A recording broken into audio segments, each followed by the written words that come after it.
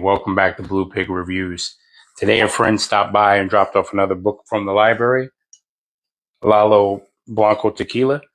Lalo Blanco Tequila comes in at 80 proof. It's all natural. It only consists of 3 ingredients: Jalisco spring water, Los Altos agave, and champagne yeast. It's all natural, and it's kosher, and it's gluten-free. Sells for around me for about $40, maybe cheaper in your neck of the woods, but let's give it a taste. On the nose, you immediately get a nice agave smell. Smells sweet, maybe a little citrus. Let's give it a little run. On the palate, immediately it's sweet. You get a little dried citrus at the mid palate, and then it has a good, solid, fruity grapefruit note. A little pepper on the end, and just a mild hug with the 80 proof. But let's give it one more run.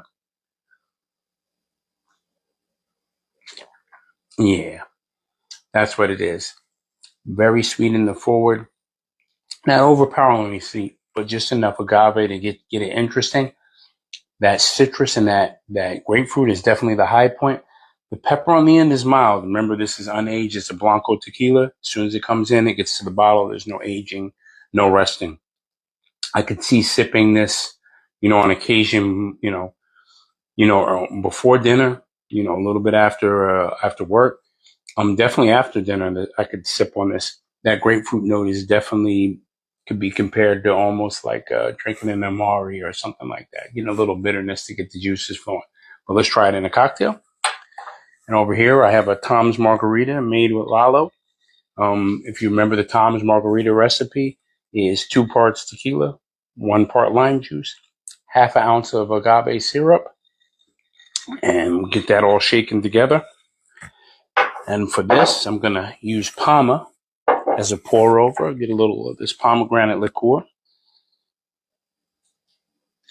Okay. Give that a little shake.